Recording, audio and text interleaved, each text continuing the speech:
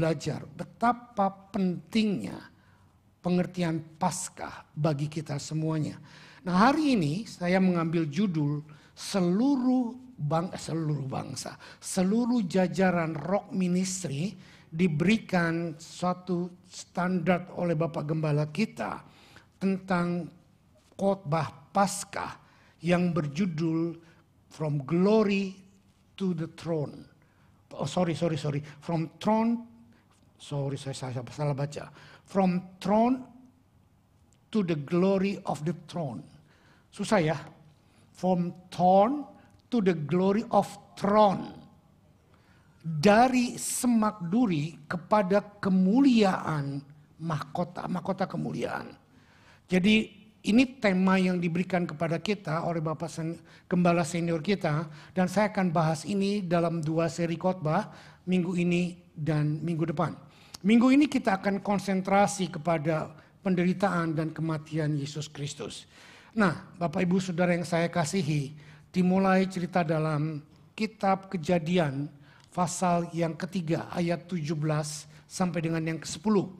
Saudara boleh lihat dan kita baca, saya bacakan. Lalu firman-Nya kepada manusia itu, karena engkau mendengarkan perkataan istrimu dan memakan dari buah pohon yang telah kuperintahkan kepadamu jangan makan daripadanya, maka terkutuklah tanah karena engkau. Dengan bersusah payah engkau akan mencari rezekimu dari tanah seumur hidupmu. Semak duri dan rumput duri yang akan dihasilkannya bagimu, dan tumbuh-tumbuhan di padang akan menjadi makananmu.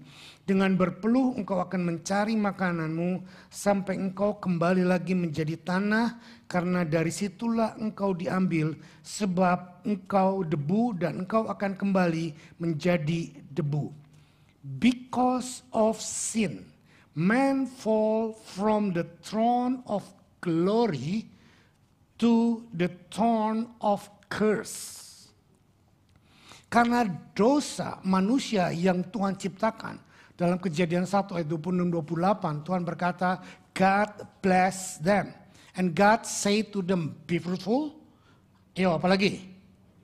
Be multiply. Ayo apa lagi? Fill the earth. Apa lagi? Subdue it and having dominion. Ini hilang karena manusia jatuh dalam dosa.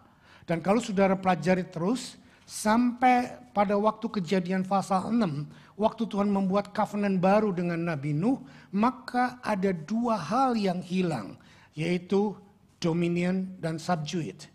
Tetapi saya nggak mengupas covenant, saya hari ini mengupas upah dosa. Banyak para hamba Tuhan berkata manusia terkutuk karena dosa. Saya mau menyangkal pelajaran itu. Saudara baca dengan baik, tadi kita sudah baca bahwa yang dikutuk bukan manusia. Yang dikutuk adalah tanah. Terkutuklah tanah. Nah, karena tanah terkutuk yang tadinya soilnya fertile, yang tadinya ditanami tumbuh dan manusia tidak perlu lelah-lelah capek-capek berkeringat.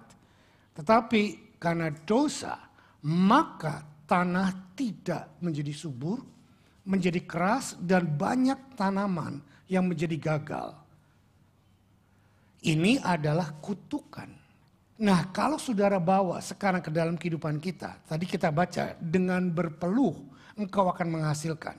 Nah, kalau saudara dengar berita, baca biografi orang-orang sukses, dan kalau mereka diinterview, mereka ditanya, apa kunci kesuksesan Bapak, Ibu, Saudara?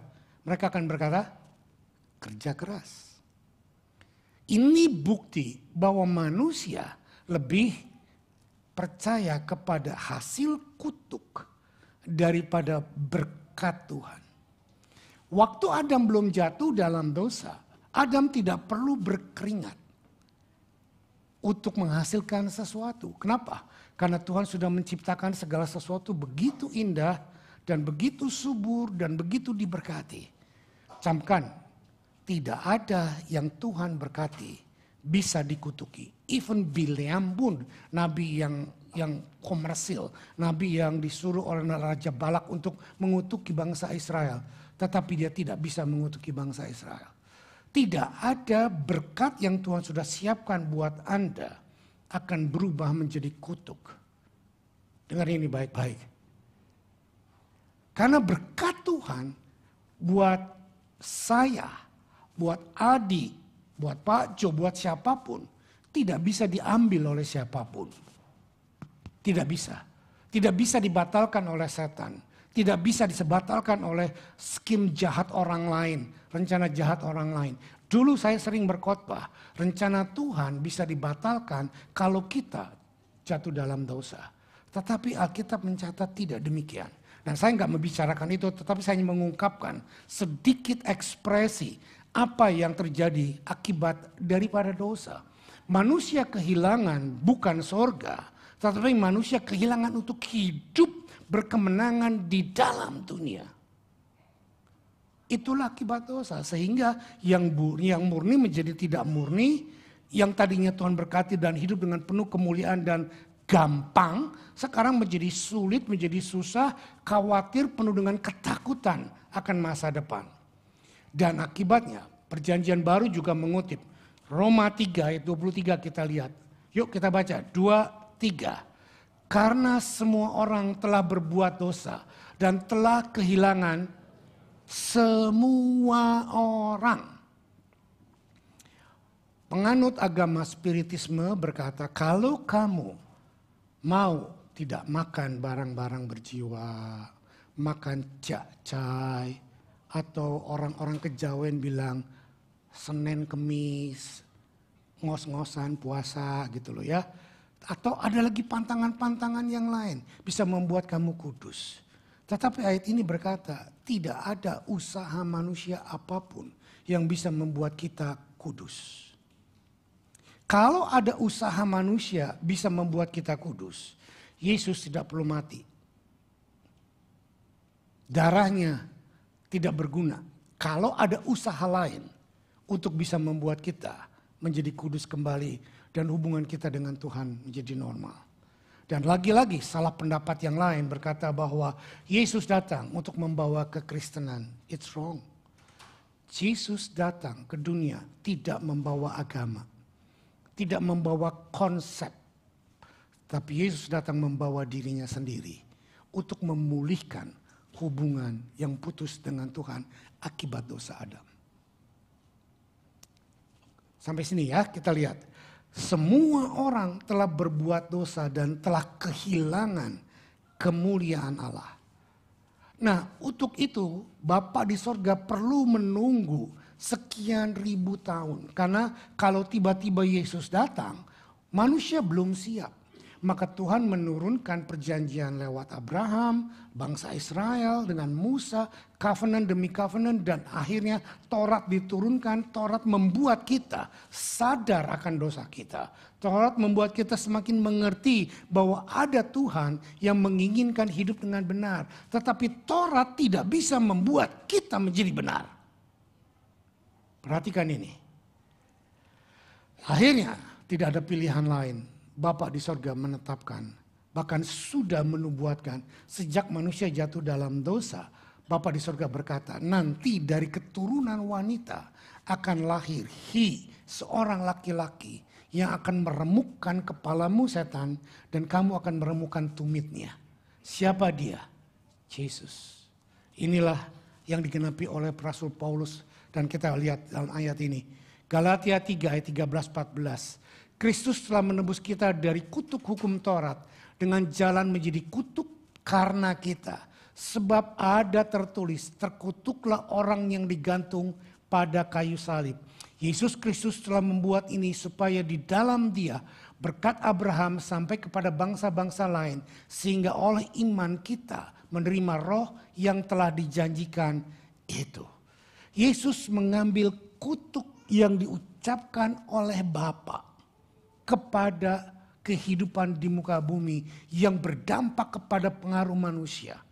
Karena manusia yang berbuat dosa harus ada manusia yang lain yang menyucikan dan menebus dosa mereka. Dan siasat iblis sangat-sangat lihai. Dia berkata, kalau Adam jatuh dalam dosa, semua manusia jatuh dalam dosa. Tapi Tuhan kok mau dilicikin? Tuhan kok mau diakalin? Mana bisa? Maka Tuhan menurunkan putranya yang tidak lahir dari benih manusia. Tidak lahir dari benih laki-laki Adam. Makanya disebut dia keturunan Tuhan. Benihnya dari Tuhan, lahir dari kehendak Roh Kudus. Yang dipakai adalah cuman jati diri kemanusiaannya diambil dari indung telur Maria yang masih perawan ting-ting. Yang belum tercemar dengan hubungan seks dengan pria.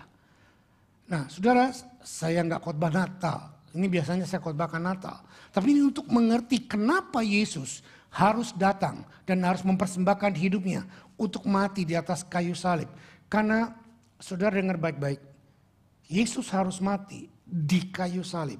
Dan untuk menunggu supaya Kaisar Romawi atau kekaisaran Romawi membuat atau memastikan hukuman terjahat, hukuman terkutuk, hukuman yang paling mengerikan adalah mati di kayu salib.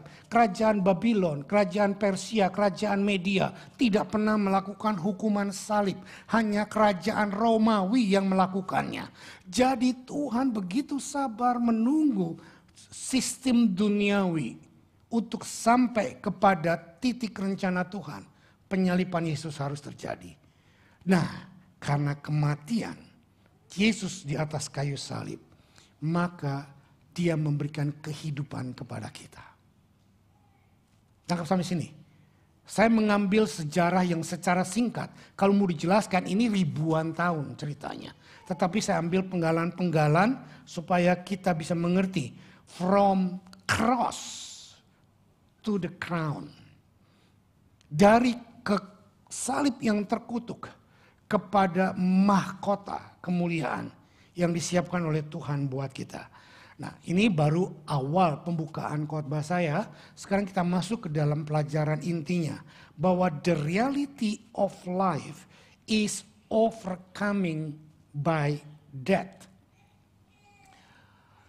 Kehidupan yang nyata yang akan kita nikmati dan yang sedang kita nikmati sekarang sampai nanti kita akan nikmati kehidupan kekal.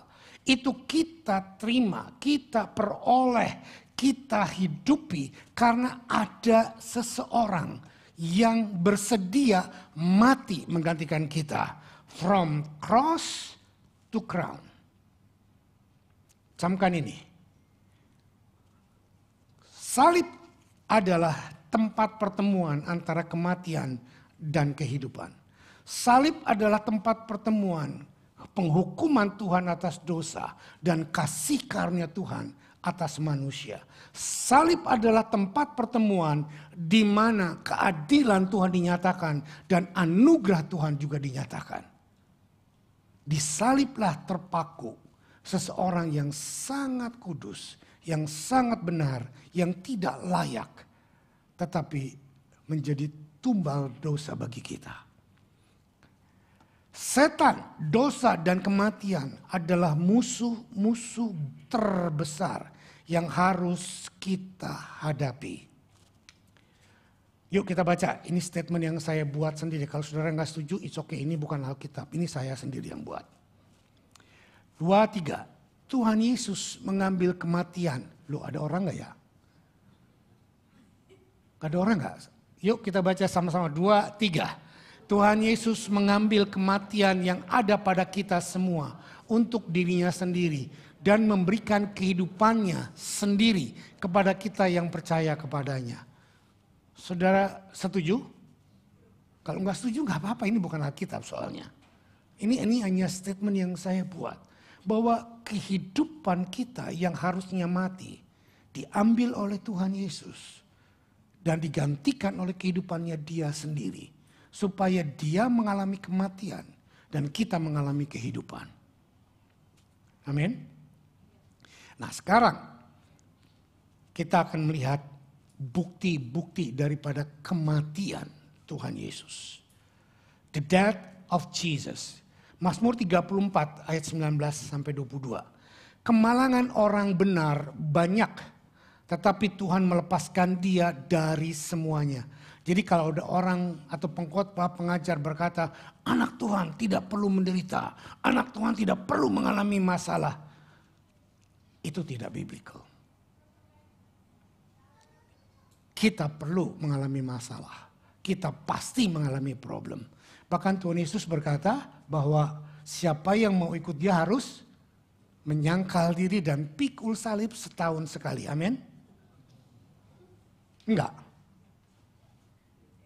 Lalu kenapa ke gereja kok kalau Paskah sama Natal aja? Saudara enggak yang di sono. Yang di sana. Jadi kita harus menyangkal diri pikul salib setiap hari. Kenapa nyangkal diri pikul salib? Ya karena problemnya banyak. Dunia menawarkan begitu banyak pilihan bagi kita. Dosa itu seperti pil kina yang disalut dengan sugar coat. Kita nikmati begitu kita makan, aduh manis, padahal dalamnya white-nya minta ampun. Itulah kehidupan dosa. Jadi banyak yang ditawarkan oleh banyak Kristianity sekarang, bahwa kehidupan yang di dalam Tuhan kamu gak perlu kena masalah. Di dalam Tuhan semuanya begitu indah. Di dalam Tuhan kamu gak perlu sakit dan lain sebagainya. Saudara, itu salah. Ya Tuhan bisa menyembuhkan kita. Ya Tuhan bisa memberkati kita. Ya Tuhan suka memberikan kita kemakmuran. Tetapi ada proses yang Tuhan izinkan terjadi dalam hidup kita. Amin. Tidak selamanya mujizat terjadi dalam diri kita.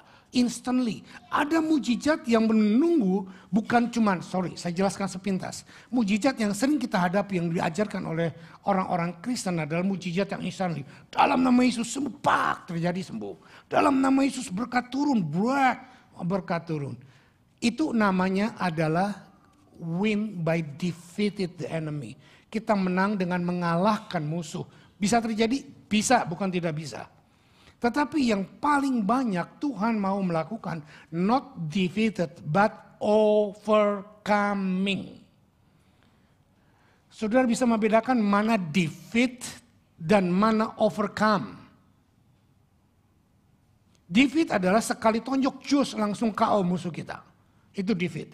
Overcome is not like that. Overcome kita tonjok nggak mempan, kita pukul nggak mempan, kita kasih uppercut dia ngeles, kita kasih tendangan dia loncat. Jadi siapa yang adu kekuatan, adu endurance, ini namanya overcome.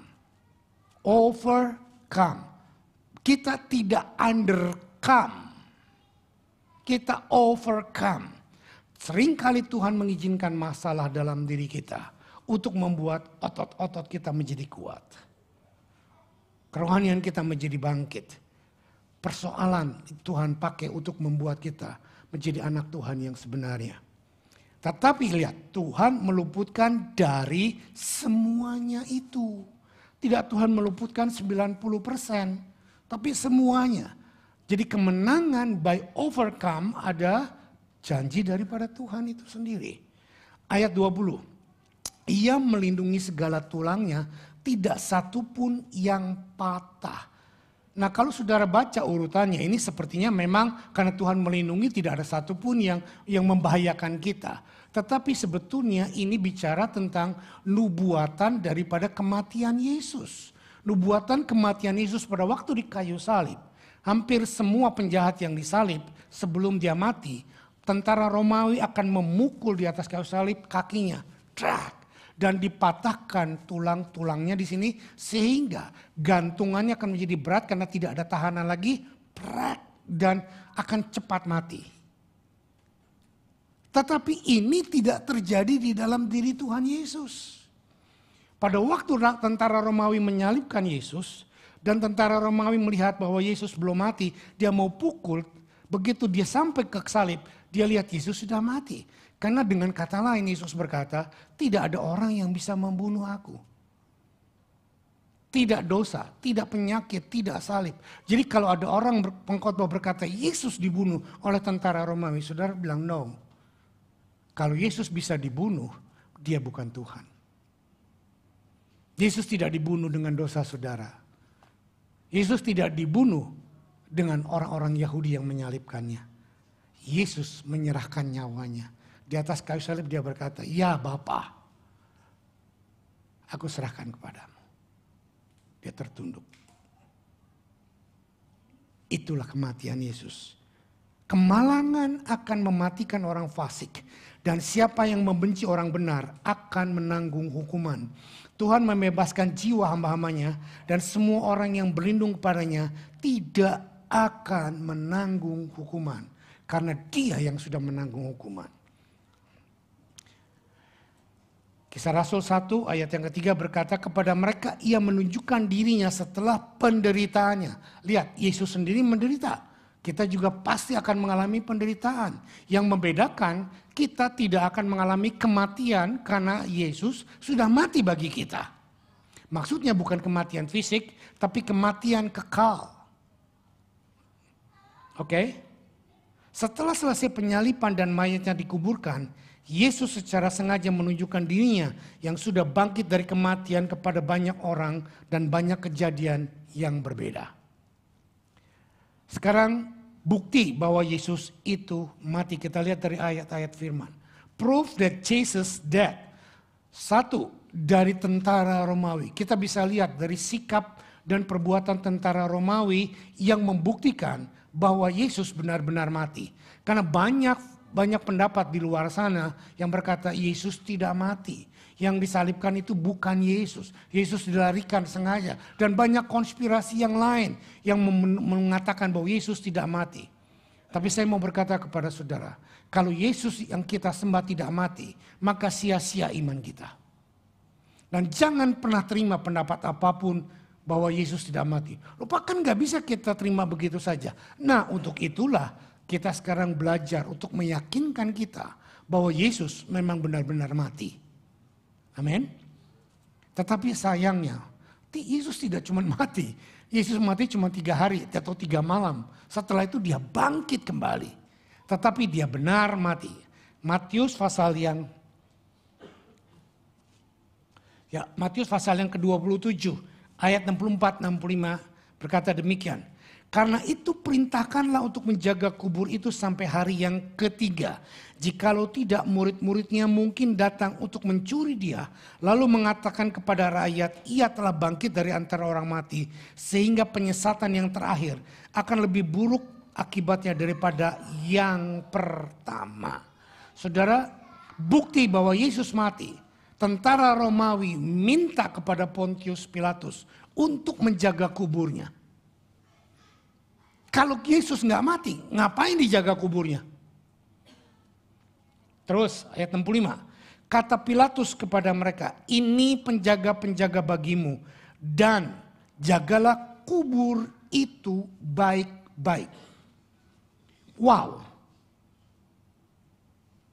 Tidak pernah tertulis dalam sejarah ada seorang yang mati disalib, kuburannya dijaga oleh tentara Romawi. Saudara, saya baca literatur. Tentara Romawi yang menjaga bukan 1-2 orang. Yang menjaga adalah 16 orang. Dan dibagi dalam 4 grup. Dibagi dalam beberapa grup tiap 3-4 jam.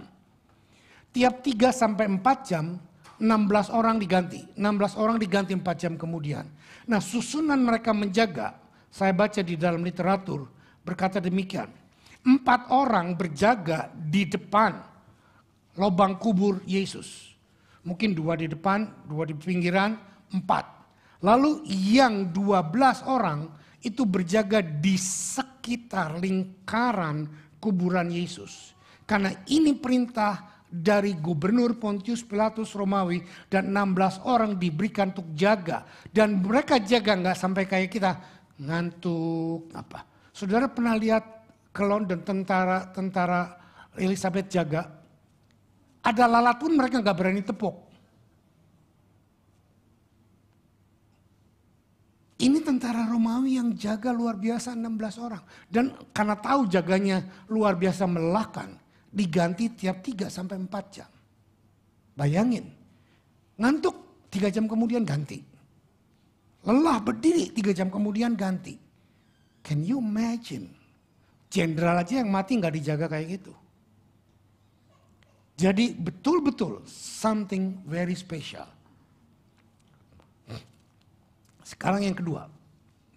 Tadi tentara Romawi membuktikan bahwa Yesus kuburannya dijaga. Yang kedua sekarang, selain dijaga, diberikan seal atau materai. Maka pergilah mereka, Matius 27 ayat 6, dengan bantuan penjaga-penjaga itu, mereka mematerai kubur itu dan menjaganya. Siapa suka nonton film kriminal atau di film-film biasa juga ada kalau ada terjadi penembakan, pembunuhan, pemboman. Lalu polisi datang lalu mereka men-seal daerah itu dengan crime scene pakai seal, selotip. That's the kind of seal yang mereka belajar dari tentara Romawi. Kuburan Yesus pintunya di-seal dengan segel tentara Romawi. Dan ini segel dari kerajaan langsung. Bukan dari siskamling. Bukan dari satpam. Bukan dari satpam penjaga kuburan. Bukan. Tapi ini adalah seal dari kerajaan Romawi. Dan saudara tahu apa maknanya? Ini tidak boleh ada yang melewati. Tidak boleh ada yang merusakkan. Kalau sampai ada yang melewati berani merusakkan seal ini. Hukumannya mati atau penjara berat. Karena ini melanggar otoritas daripada kerajaan Romawi. Selain dijaga oleh tentara, di-seal oleh otoritas.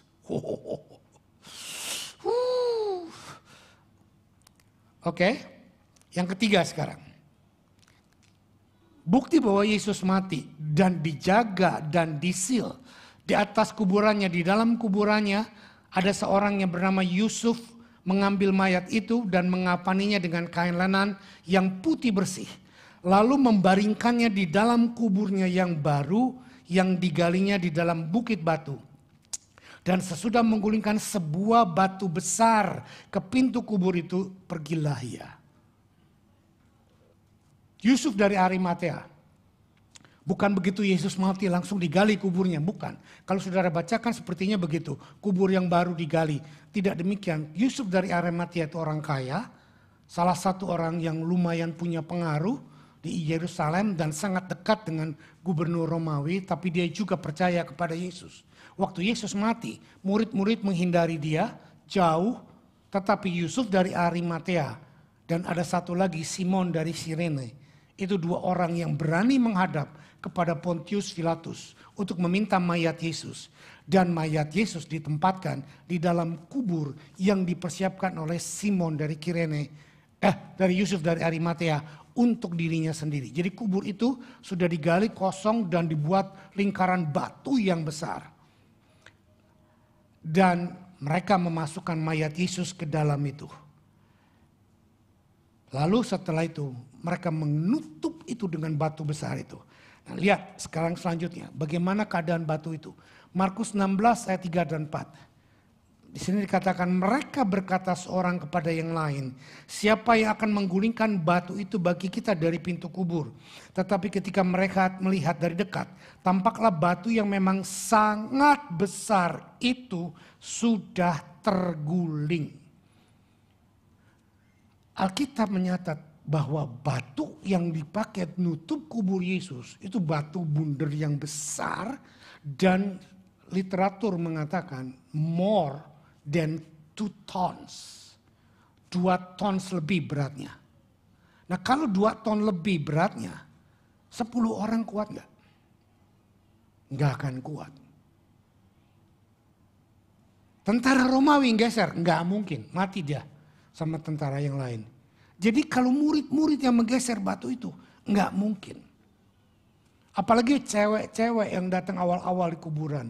Mana mungkin mendorong batu itu besar. Jadi pada waktu mereka mau menjenguk mayat Yesus pada hari Minggu pagi.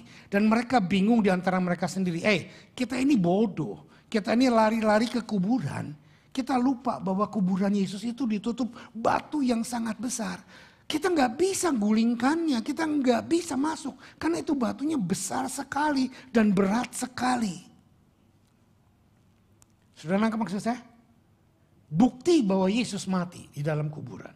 Mayatnya sengaja disimpan, ditutup dengan batu yang besar. Supaya jangan ada yang mencuri. Supaya jangan ada yang berkata bahwa nanti Yesus bangkit dan lain sebagainya. Mereka pikir dengan mengirim tentara, dengan membuat segel, dengan batu yang besar, Yesus akan selamanya mati. Tapi tidak demikian. Ayat yang Markus 16 ayat 4. Tetapi ketika mereka melihat dari dekat, tampaklah batu yang memang sangat besar itu sudah terguling. Are you with me? Coba lihat saya mau bawa kepada pengertian spiritual sekarang. Mungkin dalam hidup saudara, saudara sedang menghadapi batu yang sangat besar. Saudara sedang menghadapi hambatan dalam bisnismu, dalam kesehatanmu, dalam rumah tanggamu, dalam pergaulanmu, dalam any kind of your life. Dan kau berkata, mana mungkin aku bisa menggeserkannya? Mana mungkin aku bisa menggulingkannya? Tapi saya mau kasih tahu satu, bahwa ada satu kuasa yang saudara tidak lihat. Dan dia bisa menggulingkan itu. Dia bisa menggeser persoalanmu. Dia bisa memberatkan seluruh kehidupanmu yang kau beratkan menjadi berubah terbuka. Yang saudara harus lakukan, jangan cuma melihat batu besar. Lalu saudara mundur. Saudara ketakutan, saudara stop. Tetapi waktu saudara melihat batu besar, terus jalan. Walaupun pikiranmu berkata, aduh mana mungkin bisa. Mana mungkin bisa menang. Mana mungkin bisa selesai. Mana mungkin bisa beres. Mana mungkin bisa sembuh. Apa yang saudara katakan tidak mungkin. Tuhan akan buat menjadi mungkin. Amin. Ini buktinya. Murid-murid pada waktu itu tujuannya sangat positif. Sangat baik, mau merempah-rempahi tubuh Yesus. Yang hari ketiga yang masih mati. Menurut mereka. Dan pada waktu di tengah jalan mereka berkata, kita ini bodoh, kita ini goblok. Kita udah bawa rempah-rempah, kita udah bawa semua persiapan. Tapi kita gak mungkin masuk ke dalam kubur. Karena batunya begitu besar, begitu berat, siapa yang mampu menggeserkannya? Waktu saudara dipanggil Tuhan, bukan mati. Maksud saya dipanggil Tuhan melakukan sesuatu. Saudara menghadapi batu yang besar. Saudara menghadapi hambatan. Perkataan orang yang menjelekkan saudara. Orang akan berkata, orang macam lu, mana bisa. Kamu lihat, jangan hidupmu diperintah dan dikuasai oleh perkataan orang, apalagi yang negatif. Terlalu bodoh bagi kita. Kalau kita hidup hanya melihat kepada batu yang besar, kepada problem yang besar, kepada hambatan yang besar. Karena kita lupa bahwa batu yang besar yang diizinkan Tuhan ada di dalam hidup kita. Bukan untuk menghancurkan kita. Bukan untuk menstop rencana Tuhan.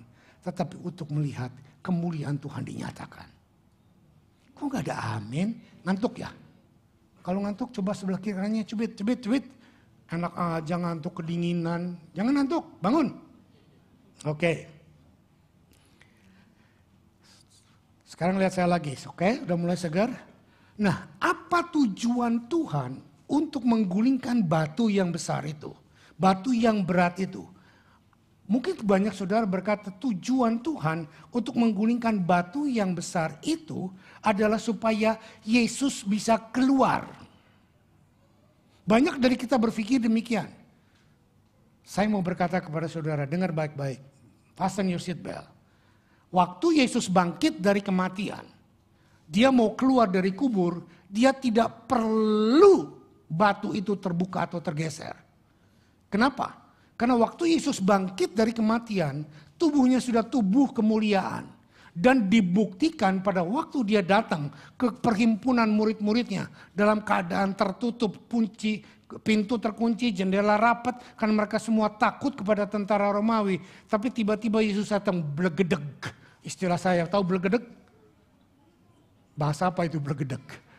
Ujuk-ujuk breng gitu loh. Ya, membuat saudara jangan terlalu ngantuk supaya senyum dikit. Tiba-tiba, sekonyong-konyong, Yesus nampak dan tanpa melalui pintu. Dan saya percaya, batu kosong digulingkan oleh Tuhan bukan untuk Yesus keluar dari kubur. Untuk murid-murid melihat ke dalam kubur sudah kosong. Amin. Kok nggak ada yang amin? Nah, saudara lihat dari perspektif Alkitab. Jangan lihat dari perspektif pikiranmu sendiri. Lihatlah bagaimana Tuhan menggulingkan batu besar itu. Bukan untuk Yesus keluar, tetapi untuk membuktikan kepada dunia bahwa Yesus sudah bangkit dari kematian. Lihat kuburnya kosong. Matius 28, kita lihat ayat 1 dan 2. Setelah hari Sabat lewat menjelang menyingsingnya fajar, pada hari pertama minggu itu, pergilah Maria Magdalena dan Maria yang lain menengok kubur itu. Ini yang saya katakan tadi, cewek-cewek pergi nengok kubur, cowok-cowok kemana? Ngorok. Jadi jangan pandang rendah cewek. Suami-suami, lus pipi istrimu, engkau rohani, aku rohana. Amin. Ayat 2. Maka terjadilah gempa bumi yang hebat. Sebab seorang malaikat Tuhan turun dari langit dan datang ke batu itu dan menggulingkannya. Lalu duduk di atasnya. Saudara lihat. Dengar lihat saya. Kenapa harus pakai gempa bumi? Apa malaikat itu nggak bisa dorongin batu sedikit langsung bisa aja? Sangat bisa. Kenapa harus pakai gempa bumi? Ya om terserah lu dah, lu yang khotbah.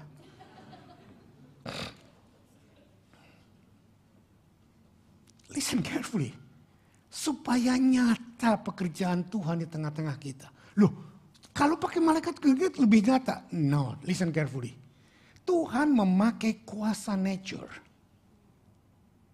Yang mungkin saudara tidak pernah duga sebelumnya. Saudara tidak pernah prediksi sebelumnya.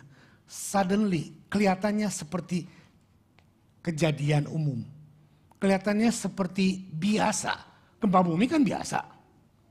Tapi ini gempa bumi spesial khusus untuk menggulingkan batu penutup Yesus. Apa yang terjadi di alam natural yang sepertinya kelihatan biasa. Yang sepertinya kelihatan, ini kan normal. Sering Tuhan pakai untuk berbicara kepada kita secara khusus. Perlu saya ulangi? Saudara bisa nangkap? Jangan lihat perkara di sekitar saudara. Biasa-biasa saja. Kejadian kenaikan suku bunga yang begitu tinggi. Pasti ada something wrong behind it. And something right behind it. Yang sedang Tuhan kerjakan bagi kita. Mungkin kita belum tahu apa gunanya.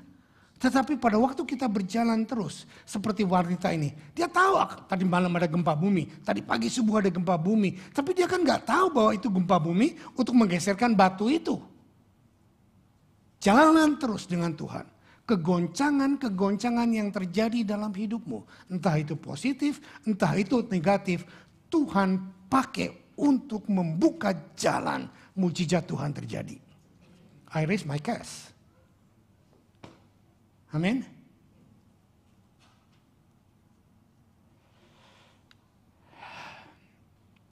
Next.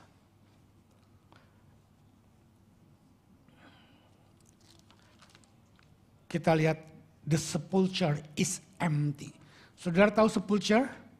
Nggak tahu om? Kuburan. Tomb. Bukan Tom. Tomb. Kalau Tom cucunya Pak Ahau, Tom. Tomb, sepulchre. Saya juga mungkin salah bacanya. Sepulchre. Ya, bukan sepul. Sepul disebul, gitu loh. Ini sepulchre gitu loh ya. Kan Inggrisan dikit sepulchre. Yang ngantuk bangun. Ya, oke. Lihat berikutnya. Ini ayatnya. Kita baca. Ia tidak ada di sini sebab ia telah bangkit sama seperti yang telah dikatakannya. Mari lihat tempat dia berbaring. Saya katakan tadi bahwa gempa bumi, batu 2 ton lebih bergeser, itu bukan untuk membuka jalan bagi Yesus supaya keluar. Tetapi lihat di sini buktinya. Ini adalah bukti di mana malaikat yang membangkitkan Yesus Bukan malaikat, sorry, Yesus sudah bangkit sendiri. Tapi malaikat yang ada di kubur Yesus. Dia mengatakan kepada para murid-muridnya, lihat, masuklah. Karena pintu sudah terbuka, batu sudah bergulir, maka mereka bisa masuk. Dan pada waktu mereka masuk, hanya untuk menunjukkan mana tubuh Yesus. Sudah nggak ada. Seperti saya katakan tadi, kita bahkan saya dulu pun berpikir bahwa ini perlu jalan buat Yesus keluar. Tetapi setelah saya merenungkan lebih jauh, Yesus nggak perlu dibukakan pintu. Karena dia bisa pergi begitu saja. Tapi pintu dibukakan untuk kita, untuk murid-muridnya. Melihat bahwa tubuh Yesus yang mereka bawa 2 malam yang lalu. Mereka rebahkan di situ, sekarang sudah tidak ada. Apa meaningnya buat kita? Sometimes iman kita berubah. Sometimes iman kita menjadi kerut, menjadi ciut. Bukankah Tuhan sudah berkata, aku akan bangkit pada hari yang ketiga. Tapi murid-murid yang tiap kali mendengar khotbah Yesus, pada waktu hari ketiga setelah Yesus mati, mereka lupa. Seringkali kita juga lupa kepada janji Yesus. Seringkali juga kita tidak ingat pada perkataan Yesus. Tetapi pada waktu kita ada di satu tempat dan kita berkata, imanku juga udah gak tahu ada atau tidak. Yang penting aku mengasihi Yesus. Yang penting aku melakukan apa yang Tuhan Yesus katakan. Dia merempah-rempahi. Tuhan Yesus tidak minta dirempah-rempahi. Tetapi karena mereka mengasihi dan mereka merempah-rempahi. Tetapi mereka lupa bahwa Yesus berkata, nanti pada hari yang ketiga aku sudah bangkit. Saya mau ngomong gini. Saudara ingat atau enggak firman Tuhan. Tetapi Tuhan tetap mengingat apa yang dia katakan. Saya setuju dengan statement yang Yosi lakukan di kitab Hakim-Hakim. God is faithful to the people is unfaithful. Tuhan setuju kepada, Tuhan sangat setia kepada umat yang tidak setia. Bagaimana kita bisa setia? Ingat firman aja enggak? Tapi Tuhan gak marah. Tuhan gak datang kepada para wanita itu dan para muridnya. Lu kemana aja ya? Gue udah ngomong kan sama lu berapa kali. Hari yang ketiga gue bangkit. Sekarang lu gak percaya masih mau merempahi badan gue. Dasar lu. Nah itu kalau Tuhannya Samuel Yusuf. Bisa seperti itu. Tapi karena Tuhan Yesus lain ceritanya. Are you with me? The disciples see the tomb is empty. The body of Jesus is not there. Ayat yang lain yang membuktikan ini. Lalu mereka masuk ke dalam kubur dan mereka melihat seorang muda memakai jubah putih. Duduk di sebelah kanan mereka yang sangat terkejut. Tetapi orang muda itu berkata kepada mereka, jangan takut. Kamu mencari Yesus orang Nazaret yang disalibkan itu. Ia telah bangkit, ia telah tidak ada di sini. Lihat inilah tempat mereka membaringkan dia. Tetapi sekarang pergilah katakanlah kepada murid-muridnya. Dan kepada Petrus yang ia mendahului kamu ke Galilea. Di sana kamu akan melihat dia seperti yang sudah dikatakannya kepada kamu. Saudara, kita tidak ingat firman Tuhan. Tetapi Tuhan mengingat apa yang dia ucapkan kepadamu. Dan dia akan menggenapinya. Dalam waktunya dengan caranya. Amin. Sekarang yang kelima. Apa itu this route? Apa itu this route? Kain kafan. Kain yang membungkus tubuh Yesus. The cloth that covered the body of Jesus. Ada beberapa tanggapan, saya baca literatur, ada beberapa tafsiran. Tubuh Yesus katanya dimumifikasi, dirempah-rempahi sehingga keras. Dan ada satu buku yang berkata bahwa Yesus hidup dan kepompongnya, tahu kepompongnya? Kain pembalut yang menutup tubuh Yesus karena dia dimumifikasi maka jadi keras. Dan kain pembungkus tubuh Yesus itu tidak menjadi kempes tapi tetap dalam rupa seperti selongsong. Jadi Yesus tubuhnya keluar begitu saja dari selongsong seperti kepompong. Saudara nangkap? Tetapi dari beberapa penafsir yang lain berkata seperti ini. Bahwa kain kapan yang menutup tubuh Yesus Ada deprok di lantai. Tahun deprok, bahasa Jerman saya keluar. Ada tergeletak di lantai begitu saja. Mana yang terjadi? I don't care. Mau kepompong kah? Mau delosor kah? Mau geletak kah? Yang penting tubuh Yesus sudah nggak ada. Penting-penting amat mesti diperdebatkan yang kayak gitu. Iya kan? Jadi nggak usah berdebat hal-hal yang nggak perlu. Tapi satu yang saya mau katakan kepada saudara. Yohanes 20 ayat 5 dan 7 berkata demikian. Ia menunjuk ke dalam dan melihat kain kapan tergeletak di tanah, akan tetapi ia tidak masuk ke dalam. Siapa ini? Murid-murid yang lain selain daripada Maria. Maka datanglah Simon Petrus juga menyusul dia dan masuk ke dalam kubur. Ia melihat kain kafan itu tergeletak di tanah. Yang murid yang pertama masuk cuman melihat dari luar, ngelihat kain kafan tergeletak. Tapi dia nggak masuk. Petrus masuk dan melihat sampai ke dalam dan melihat yang sama, kain kafan tergeletak di tanah. Ayat 7, yuk kita baca sama-sama 2, 3. Sedang kain peluh, sudah nggak tahu mana ayat yang 7 yang mana? Sedang kain peluh, mulai dari situ. Oke, 2, 3. Sedang kain peluh yang tadinya ada di kepala Yesus tidak terletak dekat kain kafan itu, tetapi agak di samping di tempat yang lain dan sudah tergulung. Nah, kita lihat ini terjemahan bahasa Indonesia. Sekarang untuk saya melihat yang lebih jelas posisinya, kita lihat di dalam ESV. Yohanes 20 ayat 6 dan ke-7 berkata demikian. Then Simon Peter came following him and went into the tomb. He saw the linen cloth lying there. Ayat 7. And the face cloth which has been on Jesus' head, not lying with the linen cloth, but folded up in the place by itself. Lihat saya peragakan. Maaf ya. Ini anggap kain kapan.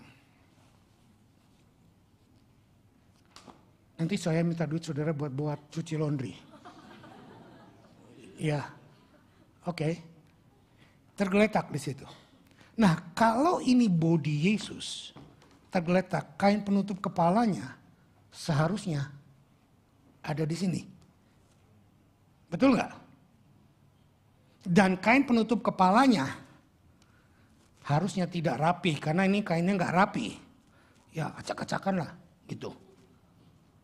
Ini pun nggak rapi gini, ini rapi. Ini mestinya nggak rapi. Saya memperagakan ini supaya saudara ingat ini yang terjadi dalam kuburan Yesus yang waktu mati. Jangan kita cuma baca begini-begini tapi kita nggak pernah mengerti yang detailnya kayak apa.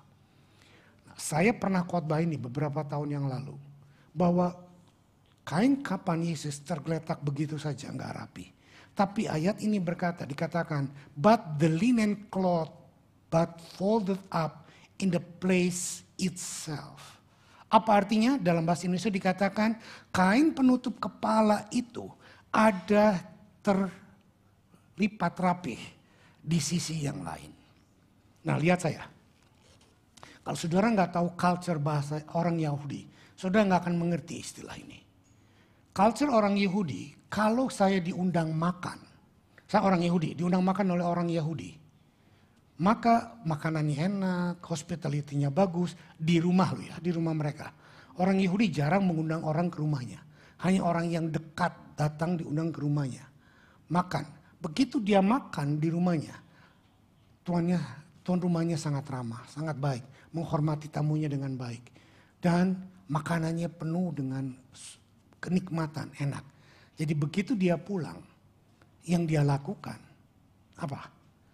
Dia akan geletakkan napkin di sisi meja tanpa teratur. Itu artinya apa? Servismu dan makananmu memuaskan. Aku akan datang lagi kalau kau undang lagi tentunya. Kalau gak diundang lagi namanya dablek, ya kan?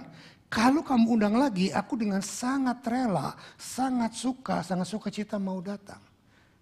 Oke, sampai sini ngerti? Tetapi kalau servismu enggak memuaskan dan makananmu becak. Tahu becak? Kata orang kek ya. Hokian, becak. Moset, kata orang hek. Gak enak. Susah amat. Servis tidak memuaskan, makanan gak enak. Maka apa yang terjadi? Sang tamu akan melipat napkins dengan rapih dan ditaruh di meja makan atau di sudut dengan teratur. Dan dia pulang. Itu bahasa sandi bahwa servismu elek, makananmu becak, jadi aku gak mau diundang lagi. Ngerti? Nah, berdasarkan ayat ini, kain linen berantakan, tapi kain penutup kepala terlipat, tergulung rapi ada di satu tempat. Artinya apa? Tuhan mau berkata begini kepada penjaga kubur, kepada orang-orang yang ngubur dia. Tempat ini jelek, servismu tidak memuaskan, dan aku tidak akan mau kembali lagi. I raise my case. Kalau saudara nggak mempelajari budayanya, saudara nggak akan mengerti apa yang terjadi dengan structure sini. Sekali lagi saya mau katakan, dengan kejadian ini, dengan rapi tersusun, itu di badannya ini, di kepalanya tersusun rapi, Tuhan Yesus mau berkata, hei orang Yahudi, hei orang Romawi, hei orang-orang yang menyalibkan aku. Servismu jelek, makananmu nggak enak, keadaan kubur ini pengap. Aku nggak suka caramu, aku nggak suka sikapmu. Jadi cukup sekali saja aku ada di sini dan aku nggak akan pernah balik lagi. Walaupun kamu undang, walaupun kamu kasih apa, aku nggak mau. Nangkap saudara? Look at that. This is the proof that Jesus died. Then when he leaves, he speaks something that he was there. Ntar cuciin ya. Tapi harus saya pakai lagi, ntar mau nyompin perjamuan soalnya.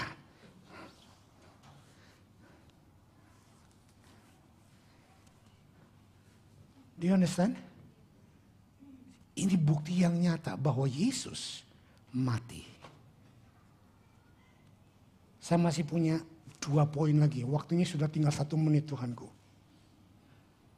Yang keenam, the scars. Apa scars? Come on, saya sudah sering ngomong scars. Masa lupa? Ini yang buat lama ya ini loh. Apa scars?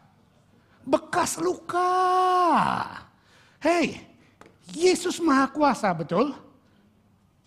Bekas luka paku ngapain dibimin? Ngapain dipelihara? Jelek kan? Ugly. Yesus bisa bangkit dan melepaskan semua bekas lukanya. Tetapi Yesus menjaga bekas luka di tubuhnya supaya orang yang melihat dia, nanti kalau kita pun ketemu dia, kita akan melihat ada luka di tangannya, ada luka di lambungnya, di kakinya. Dan di kepalanya kita tahu bahwa itulah Yesus yang disalibkan. Scars. Saya mau bicara kepada saudara. Saudara semakin banyak scar, Tuhan bisa mengubahnya menjadi star. Come on. Tapi saudara tidak akan punya star tanpa melalui scar. Saudara tidak akan punya scar tanpa saudara wounded, dilukai. Come on. Yesus tidak mungkin punya scar, bekas luka kalau dia nggak dilukai. Dan kalau saudara sedang dilukai oleh orang, hayya kamsyali. Thank you, Father. Kalau saudara dilukai orang gara-gara lu cia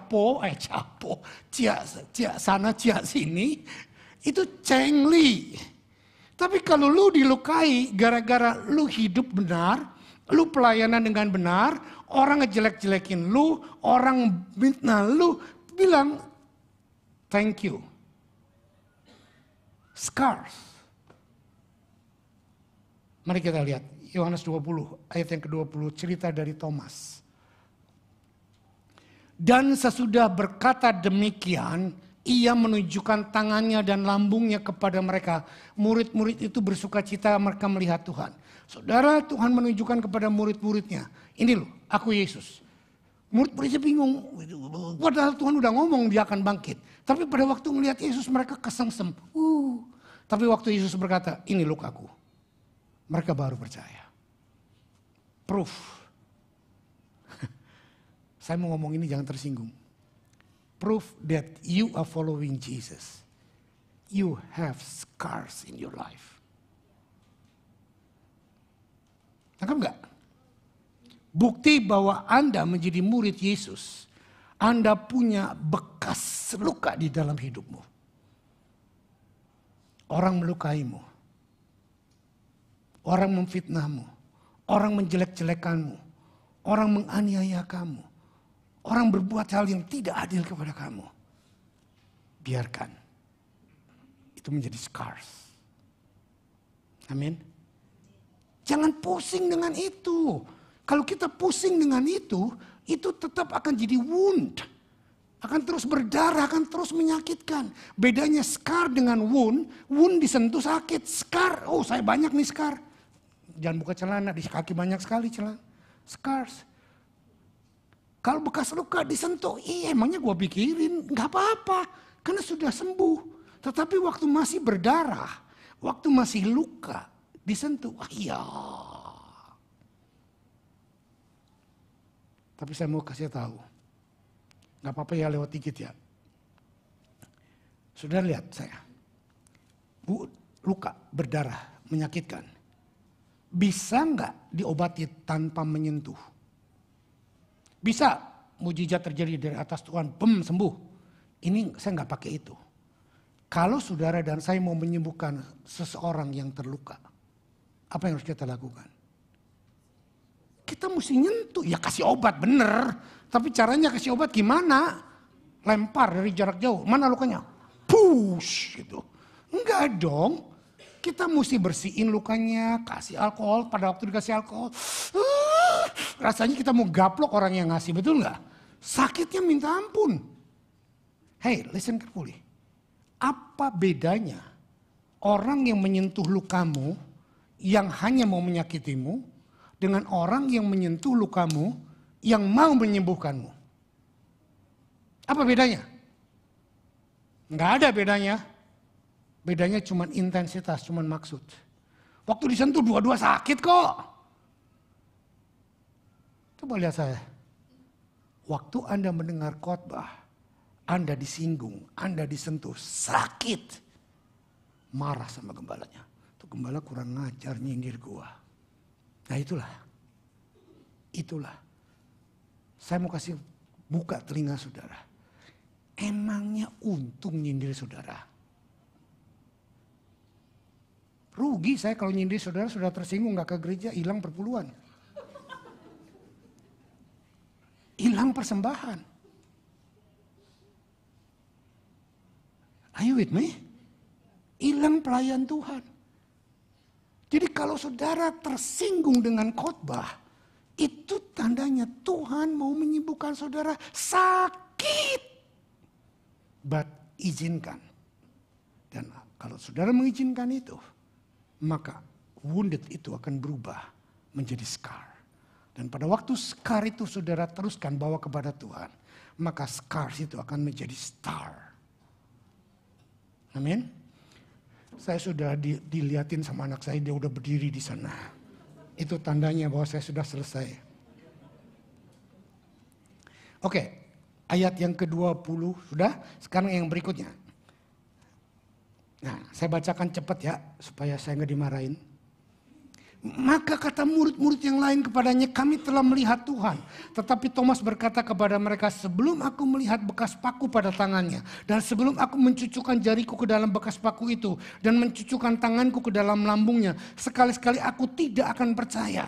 8 hari kemudian murid-murid itu berada kembali dalam rumah itu, dan Thomas bersama-sama dengan mereka. Sementara pintu-pintu terkunci, ini yang saya katakan tadi, sementara pintu-pintu terkunci, Yesus datang dan berdiri di tengah-tengah mereka dan berkata, damai sejahtera bagimu. Kemudian ia berkata kepada Thomas, taruhlah jarimu di sini dan lihatlah aku, ulurkanlah tanganmu dan cucukkanlah ke dalam lambungku dan janganlah engkau tidak percaya lagi, melainkan percayalah. Thomas menjawab dia, ya Tuhan dan Allahku. Saudara lihat saya gini, saya mau memberikan peragaan lagi nih. Kenapa Thomas tidak percaya? Karena pada waktu Yesus menunjukkan diri pertama kali di tengah-tengah muridnya, Thomas tidak ada. Jangan tersinggung lagi nih sama saya. Yang suka datang gereja on off. Seperti Thomas. On off. Imannya juga on off. Tetapi kamu yang on off. Seperti Thomas yang on off. Thomas berkata apa? Aku tidak akan percaya kalau aku tidak mencucukkan jariku di lubang tangan Yesus. Lihat saya baik-baik. Yesus ada nggak di situ? Yesus ada nggak di situ? Yesus ada cuman nggak kelihatan. Dan Yesus mendengar perkataan Thomas. Sehingga kita sering bilang Thomas doubting, Thomas yang suka bimbang. Nah kenapa Thomas suka bimbang? Gerejanya on off. Kumpulannya on off. Ya kan, waktu Yesus khotbah, dia bla bla bla, Yesus menunjukkan diri, Thomas nggak ada. Murid-murid yang bilang, hey kita ketemu Yesus. Thomas bilang, gua nggak percaya. Ya jelas dia nggak percaya, nggak lihat. Makanya, jangan suka on off kalau ke gereja. Senggol kiri kanannya. Nanti jadi Thomas. Nggak. Tapi dengar baik-baik. Banyak pendeta bilang, Tuhan benci kebimbangan. Tuhan tidak suka keraguan. Tapi Tuhan memperhatikan Thomas yang bimbang. Tuhan spesial datang berikutnya. Waktu Thomas ada. Dan dia langsung cari Thomas, dia berkata apa? Thomas, masukkan jarimu di tanganku. Nah loh, Thomas yang giber-giber, tahu giber-giber? Bahasa Yunani saya keluar, Thomas yang dengar dari mana dia? Kok gua ngomong dia nggak ada, sekarang dia tahu. Dengar baik-baik. Apapun yang engkau ngomong, entah itu di ranjangmu, entah itu di doamu, entah itu di kamar mandimu, Tuhan dengar. Tuhan tahu. Dan jangan kaget, satu kali nanti Tuhan akan datang menunjukkan diri kepadamu. Persis seperti yang kau katakan. Come on. Itulah Tuhan yang saya kenal. Tuhan yang penuh dengan kasih. Tuhan yang penuh dengan karunia. Tuhan yang sangat menghampiri kita. Di saat-saat kita tidak berpikir bahwa dia akan hadir. Tapi dia hadir. The scars on the body of Jesus remain in his body. For us that we can see. The proof of original Jesus who has had crucified. Thomas believed and become missionaries and died in India. Karena imannya dipulihkan, Thomas tidak lagi menjadi bimbang. Dan dia berkata, ya Tuhanku dan Allahku. Terjemahan ini gak tepat. Terjemahan yang lebih tepat. Thomas berkata, you are my Lord and my King. Banyak kita mengakui Yesus sebagai Tuhan. Tetapi kita jarang mengakui Yesus sebagai Raja. Raja berdaulat atas hidup kita. Yang mengatur semuanya. Satu lagi kisah. Aduh, 15 menit. Enggak 5 menit, 5 menit. The sighting. Tahu the sighting? Apa the sighting? Bukan exciting. Penampakan. Saudara sering baca di Instagram, di Facebook, di mana ada penampakan. Nah inilah penampakan Tuhan. Tuhan menampakkan diri. Kisah Rasul 1 ayat 3. Kepada mereka ia menunjukkan dirinya setelah penderitaannya selesai. Dan dengan banyak tanda ia membuktikan bahwa ia hidup, sebab selama 40 hari ia berulang-ulang menampakkan diri dan berbicara kepada mereka tentang kerajaan Allah. Terus 1 Korintus 5 ayat 3-7. Sebab yang sangat penting yang telah kusampaikan kepadamu, yaitu apa yang telah kuterima sendiri, ialah bahwa Kristus telah mati karena dosa-dosa kita sesuai dengan kitab suci, bahwa ia telah dikuburkan dan bahwa ia telah dibangkitkan pada hari yang ketiga sesuai dengan kitab suci, bahwa ia telah menampakkan diri kepada Kefas dan kemudian kepada ke-12 muridnya. Sesudah itu ia menampakkan diri lebih daripada 500 dan sekaligus Kebanyakan dari mereka masih hidup sampai sekarang, tetapi beberapa di antara mereka telah meninggal. Selanjutnya ia menampakkan diri kepada Yakobus, kemudian kepada semua rasul. Berita Paskah, nanti hari Jumat Yosi akan khotbah lebih panjang, lebih detail tentang penderitaan Yesus. Tetapi sekarang saya raise up my case bahwa Jesus Christ is dead, dan terbukti dia mati dan dia tidak akan bangkit, tidak akan kembali lagi ke kuburan itu. Pada bukan 3 hari, tapi hari yang ketiga. Yesus mati hari Jumat. Yesus bangkit hari. Ada orang nggak? Apa? Udah pengen buru-buru pulang, udah kelamaan saya khotbah. Yesus mati hari Jumat, betul? Yesus dikuburkan hari Jumat malam dan mati di kuburan hari Sabtu, betul? Betul nggak? Yesus bangkit hari apa? Hari Minggu. Lihat saya. Mungkin saudara sekarang sedang menghadapi hari Jumat. Impianmu gagal. Kehidupanmu sepertinya hancur. Keadaan gelap sedang menghadapi hidupmu. Bisnismu lagi hancur. Rumah tanggamu lagi goncang.